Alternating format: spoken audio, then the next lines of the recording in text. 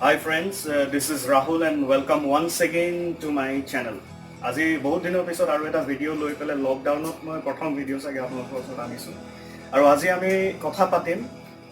পইচা প্ৰিণ্ট কৰা পদ্ধতিটো যিটো আমি জানো যে RBI চেণ্ট্ৰেল বেংকে পইচা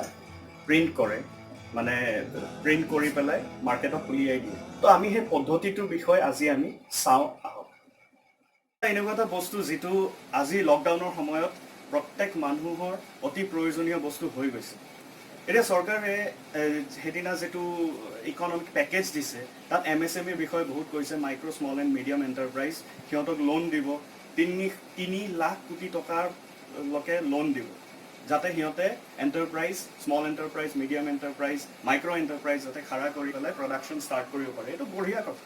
এইটো মই পুৰা ছাপোৰ্ট কৰিছোঁ ভাল কথা কিন্তু এটা বস্তু আমি তাত চাব লাগিব সেইটো লং টাৰ্ম এফেক্ট হ'ব মানে আজি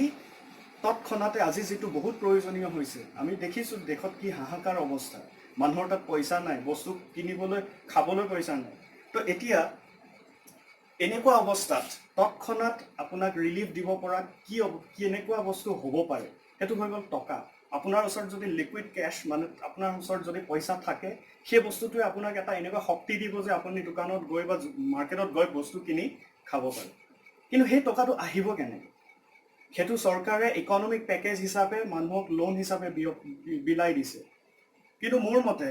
কি হ'ব লাগিছিলে যে যদি RBI এইটো ষ্টেপ ল'লে হয় যে এডিশনাল মানি এডিশনাল টকা মাৰ্কেটত প্ৰিণ্ট কৰি পেলাই এৰি দিলে হয় তো এই বস্তুটোৰ ওপৰত আজি আমি জানো আহক যে পদ্ধতিটো কি যে ৰিজাৰ্ভ বেংকো এনেকুৱা এটা চেণ্ট্ৰেল বেংক এনেকুৱা এটা নিয়ম মানিবলগীয়া হয় যে সিহঁতে মন কৰিলেই আজি পইচা মাৰ্কেটত এৰি দিব নোৱাৰে আৰু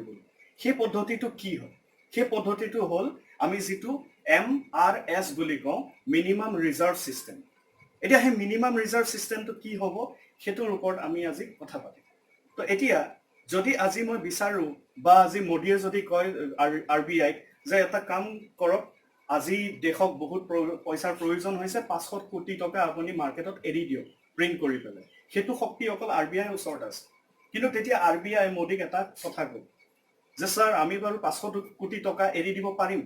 কিন্তু আমাৰ ওচৰত এটা সিস্টেম ফলো কৰিবলগীয়া হয় প্ৰসিডিউৰ ফলো কৰিবলগীয়া হয় যেটো হয় MRS মিনিমাম ৰিজাৰ্ভ সিস্টেম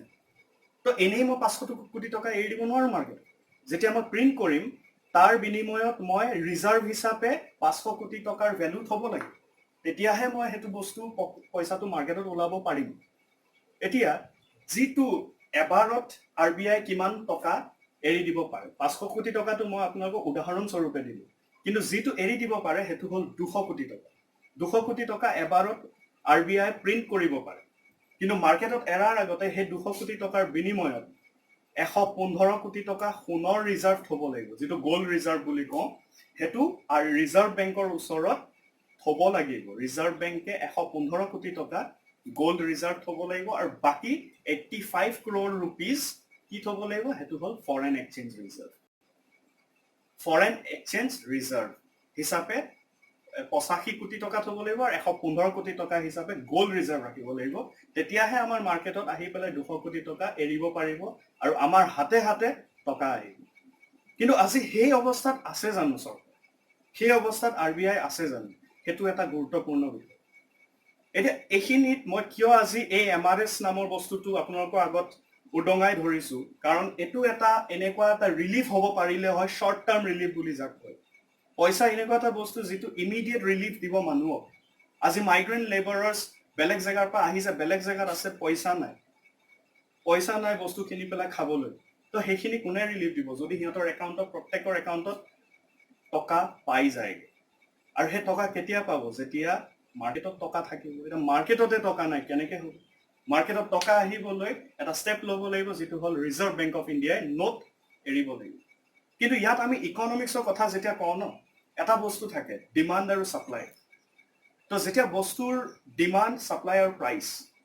বস্তুৰ দাম যেতিয়া বহুত বেছি হ'ব ন তেতিয়া তাৰ ডিমান্ডটো কমি যায় তো সেই ডিমান্ড আৰু প্ৰাইসৰ বহুত এটা ৰিলেশন আছে তো হেতুৰ ওপৰত আজি যদি মাৰ্কেটত 200 কোটি টকা বা 500 কোটি টকা যিমানে নহওক MRS যদি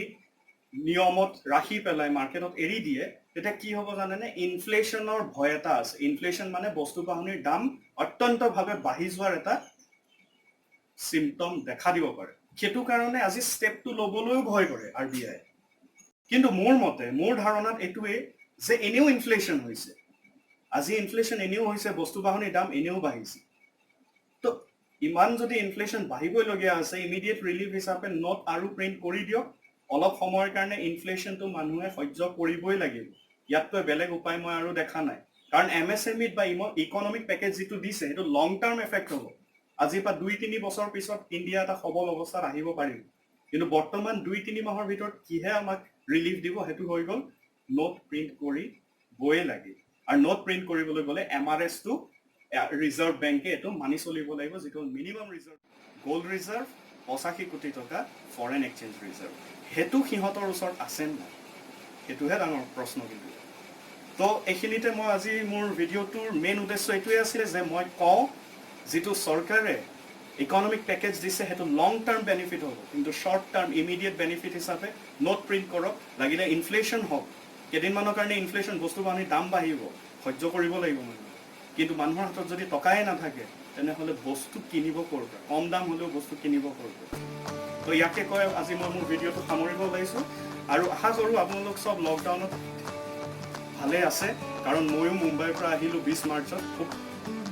মানে লাগ ভাল আছিলে চাগে মই আহি পেলাই পালোঁ 28 দিন পৰ্যন্ত মই লকডাউনত মানে কোৱাৰেণ্টাইন কৰিছোঁ হোম কোৱাৰেণ্টাইন আৰু আজি বহুত দিনৰ পিছত ভাবিলোঁ যে ইমানখিনি নিউজ চলি আছে আপোনালোকৰ ওচৰত এটা ভিডিঅ' প্ৰস্তুত কৰি উলিয়াই আশা কৰোঁ আপোনালোকে ভাল পালে আৰু প্লিজ চাই থাকিব বহুত দিনৰ গেপৰ মূৰত আজি মই এই ভিডিঅ'টো আনিলোঁ তো আই হোপ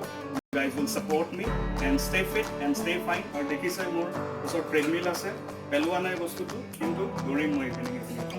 অ'কে